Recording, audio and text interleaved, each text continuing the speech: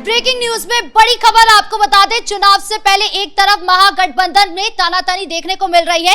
कांग्रेस की ओर से यह साफ कर दिया गया है कि तेजस्वी यादव सीएम चेहरा नहीं होंगे। वहीं दूसरी तरफ ओवैसी भी सीट बंटवारे को लेकर हंगामा मचाए हुए हैं। तो क्या ये पूरा बवाल बताएंगे आपको। मेरे साथ मौजूद है मेरे सहयोगी नवेंदु जी। सर, सबसे पहले बात करें डीके शिव कुमार की, उनका बयान सामने आया, क्या ये पूरा बवाल? देखिए, कांग्रेस ने पटना में जो बैठक किया, आजादी के बाद पहली बार सीडब्ल्यूसी की बैठक हुई, तमाम बड़े नेता बिहार आए, सोनिया गांधी, प्रियंका गांधी, राहुल गांधी, इनके कई स्टेट के सीएम भी आए जो कांग्रेस के थे। तो ये एक तरह से आरजेडी पर दबाव बनाने की पूरी प्रक्रिया थी और इन्होंने कोशिश ऐसा किया कि लालू यादव जो हैं वो बैकफुट पर चले जाएं। उनके मन में इस बात का भ्रम था कि शायद वो लालू यादव को दबाव में डाल देंगे।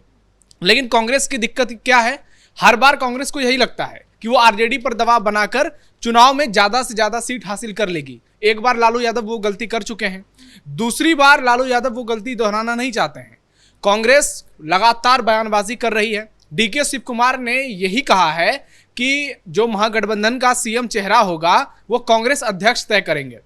आप अगर गठबंधन के लिहाज से देखें तो ये बयान मतलब बहुत ज्यादा कोई खराबी इसमें नहीं है, लेकिन ये बता रहा है कि कांग्रेस गठबंधन पर हक जमा रही है। कांग्रेस अध्यक्ष तय करेंगे। अगर वो ये कह देते कि कांग्रेस आरजेडी मिलकर तय करेगी तो शायद इस बयान का इतना बड़ा मतलब या मायने नहीं निकाला जाता। लेकिन उनका बयान जो था वो बहुत कुछ कहता है। सबसे पहले तो यही समझाता है उसका बयान कि महागठबंधन में सब कुछ ठीक नहीं है। पहले डीके शिव कुमार से पहले भी कई नेता ऐसी बयानबाजी कर चुके हैं। राहुल गांधी से जब पूछा गया था कि तेजस्वी सीएम होंगे तो राहुल गांधी ने कैसे सवाल को घुमा दिया था पूरी तरह से। दूसरी ओर तेजस्वी यादव अपने आप को लगातार सीएम कहते हैं, वो कह रहे हैं कि मैं ही सीएम चेहरा हूं, मैं ही सीएम बनूंगा। उनसे जब पत्रकार पूछते हैं कि नीतीश के बाद बिहार के सीएम कौन होंगे तो तेजस्वी कहते हैं कि नीतीश कुमार के बाद मैं ही सीएम बनूंगा।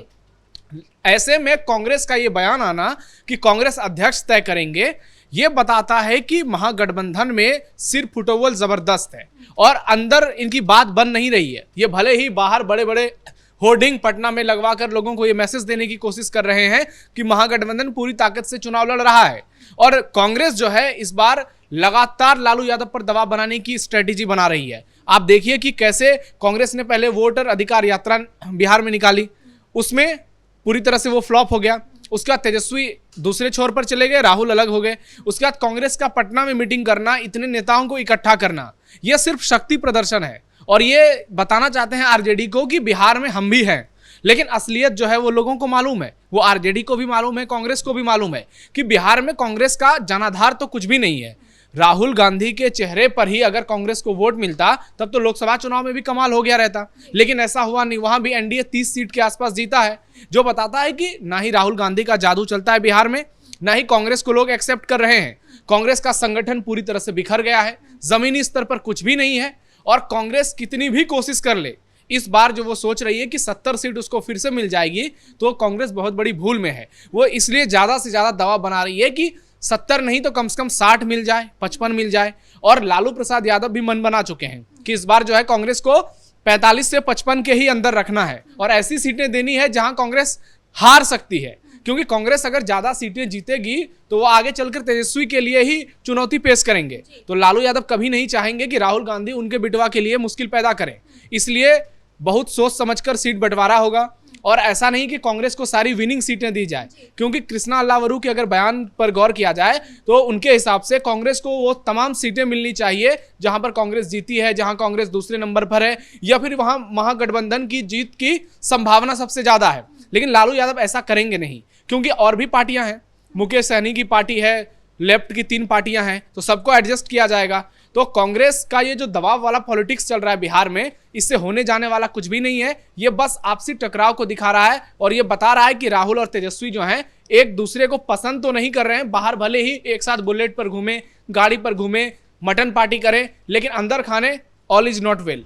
महागठबंधन में सीट शेयरिंग को लेकर सहमति नहीं बन पा रही है। हमने देखा कि 15 सितंबर की तारीख तय की गई थी कि इस दिन सीट शेयरिंग को लेकर ऐलान कर दिया जाएगा, लेकिन अभी भी एक हफ्ता पार हो चुका है, लेकिन अभी तक कोई सहमति नहीं है। ये तस्वीरें कब तक साफ होगी, क्योंकि ये चुनाव जो है सर पर आ चुका है। देखिए, इन लोगों का मन ही साफ नहीं है।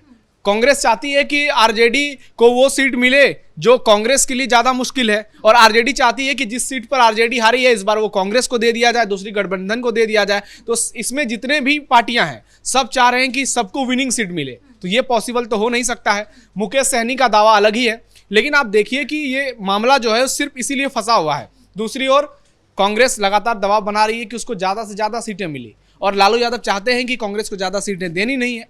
ऐसे में एक और एनडीए भी है, वहां भी दिक्कत है। ऐसी नहीं बात नहीं है कि वहां सब कुछ बढ़िया है, लेकिन एनडीए में जो भी दिक्कत होती है वो पर्दे के पीछे होता है, सामने आने पे सब ठीक नजर आता है। लेकिन महागठबंधन की वो स्थिति नहीं है। यहाँ पर पोस्टर वार भी चलता है, बयानबाजी भी चलती है, और एक दूसरे के खिलाफ प्लानिंग भी होती है।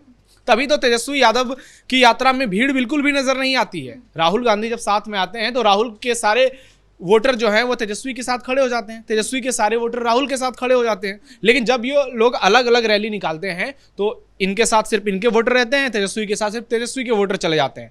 तो इससे आप समझिए कि इन लोगों के बीच का जो रिश्ता है वो क्या है। सीट शेयरिंग पर बात तब तक नहीं बनेगी जब तक कि ये लोग आपस में मिलकर ये तय नहीं कर पाएंगे कि कौन सी सीट किसके खाते में जानी है। अच्छा, बात करें ओवैसी की, तो ये भी अपनी जगह बनाने की कोशिश कर रहे हैं महागठबंधन के अंदर, लेकिन इनको बैन कर दिया एक तरीके से, तो इनको रख ही नहीं रहे। ऐसा क्यों? क्योंकि ओवैसी का दिल नहीं मिल रहा है लालू यादव के साथ। लालू यादव को पता है ये बात कि अगर तेजस्वी को महागठबंधन में लाएंगे और ओवैसी को महागठबंधन में लाएंगे, और ओवैसी डिमांड कर रहे हैं कि सीमांचल की 6 सीटें चाहिए। हालांकि ओवैसी का डिमांड जो है वो बिल्कुल सही है, पिछली बार 5 सीटें वो जीत कर आए थे, कई सीटों पर चुनाव भी लड़े थे। तो ऐसे स्थिति में अगर वो 6 सीटें मांग रहे हैं तो फिर आरजेडी को परेशानी नहीं होनी चाहिए। लेकिन तेजस्वी और लालू को ये लग रहा है कि अगर ओवैसी को लाएंगे, महागठबंधन में 6 सीटें देंगे, तो आरजेडी और कांग्रेस का भी सारा वोट ट्रांसफर हो जाएगा। तो ओवैसी की जीत की संभावना 100% बढ़ जाएगी, और ओवैसी अगर 6 लड़ते हैं तो शायद 6 में 6 जीत जाएंगे, क्योंकि ओवैसी वही सीटें मांग रहे हैं जहां पर मुस्लिम आबादी सबसे ज्यादा है। तो लालू प्रसाद यादव को ये कोशिश रखना है कि मुस्लिम जो है उनसे छिटके ना, और दूसरी तरफ ओवैसी भी बार बार धमका रहे हैं कि वो तो अकेले चुनाव लड़ने के लिए तैयार हैं। अगर ओवैसी अकेले चुनाव लड़ते हैं तो निश्चित तौर पर महागठबंधन को नुकसान होगा, और कांग्रेस आरजेडी को ही ज्यादा नुकसान होगा, क्योंकि किशनगंज के इलाके में मुकेश सहनी की पार्टी ज्यादा चुनाव नहीं लड़ती है। लेफ्ट की तीनों पार्टियां वो चुनाव नहीं लड़ती है। किशनगंज में, अररिया, पूर्णिया, कटिहार में ज्यादातर सीटों पर कांग्रेस आरजेडी ही लड़ती है, क्योंकि वो सभी मुस्लिम बाहुल्य सीटें हैं। ऐसे में ओवैसी के साथ लालू प्रसाद तेजस्वी का दिल मिलना फिलहाल तो नजर नहीं आ रहा है। ओवैसी बहुत कोशिश कर रहे हैं, शायद उनके मन में बदले की भावना भी होगी कि पिछले बार इन्होंने हमारे 4 एमएलए को तोड़ा, इस बार हम जीतेंगे, इनसे बगावत करेंगे। तो बहुत सारी संभावनाओं पर बातचीत चल रही है। वो न्याय यात्रा भी तो निकाल रहे हैं अभी, निकाल रहे हैं, और उसका असर भी देखने को मिल रहा है। मुस्लिम उसमें पहुंच भी रहे हैं, इसलिए ओवैसी का फैक्टर सीमांचल में है। लालू प्रसाद यादव 2-4 सीट हारना मंजूर करेंगे, लेकिन कोई आकर तेजस्वी की जगह ले ले, कोई उनके वोट बैंक पर कब्जा कर ले, ये वो बर्दाश्त नहीं करेंगे, चाहे वो राहुल गांधी ही क्यों ना हो। तो ऐसे में ओवैसी का और राहुल गांधी का तुलना तो वो भली भांति समझ सकते हैं। तो आप निश्चिंत रहिए कि ओवैसी का गठबंधन जो है महागठबंधन के साथ तो होने नहीं जा रहा है, और ओवैसी अगर अकेले चुनाव लड़ेंगे तो सीमांचल में महागठबंधन का पूरा खेल बिगाड़ देंगे, क्योंकि दूसरी ओर तेज प्रताप भी कई सीटों पर तैयारी कर रहे हैं, प्रशांत किशोर भी कई सीटों पर तैयारी कर रहे हैं कि ज्यादा से ज्यादा वो मुसलमानों को टिकट देंगे। 40 से ज्यादा मुसलमानों को टिकट देने की बात की जा रही है, और स्वाभाविक सी बात है कि ज्यादा से ज्यादा मुसलमानों को वो सीमांचल में टिकट देंगे। तो सीमांचल का जो वो गणित है वो पूरा महागठबंधन के खिलाफ जाता हुआ नजर आ रहा है, और ओवैसी जो है इसमें जबरदस्त तड़का लगाते हुए दिख रहे हैं।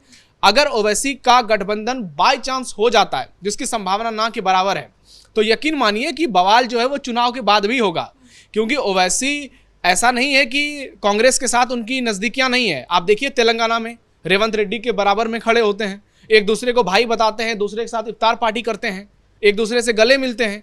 तो कांग्रेस और ओवैसी जो है, इन दोनों का रिश्ता ऐसा नहीं है कि एकदम नया है, इन लोगों की अंदर खाने भी दोस्ती है। लेकिन चूंकि बिहार में तेजस्वी का चलता है, लालू यादव का चलता है, इसलिए वो चाहेंगे कि ओवैसी फैक्टर यहां पर हावी ना हो पाए, क्योंकि एक बार अगर फिर से ओवैसी खड़े हो गए तो निश्चित तौर पर आने वाले समय में जो मुस्लिम वोट बैंक है उसमें बड़ा बिखराव देखने को सीमांचल में मिल सकता है, जिसका खामियाजा खास तौर पर आरजेडी को उठाना पड़ेगा और लालू परिवार को उठाना पड़ेगा। अच्छा, एनडीए सरकार के अंदर क्या चल रहा है, क्योंकि वहां पर आप कह रहे हैं कि मुस्लिम वोट काफी ज्यादा यहाँ पर निर्भर करता है, ये पूरा महागठबंधन जो है उसके पीछे पड़ा हुआ है, तो बीजेपी कैसे जीतने वाली है, उनके लिए क्या वो है? नहीं, बीजेपी तो चाहेगी कि सारी मुस्लिम वोट एक साइड हो, ताकि पोलराइजेशन हो सीमांचल में अच्छे तरीके से।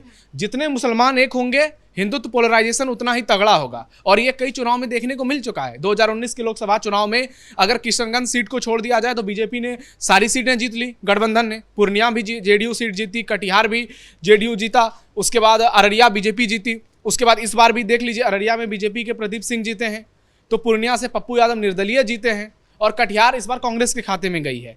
तो जो सीमांचल का गणित है, वहां पर जितना मुस्लिम एकजुट होंगे वो फेवर बीजेपी को करेगा, वो फेवर एनडीए को करेगा। और ऐसा नहीं है कि नीतीश कुमार सीमांचल में एकदम कमजोर हैं।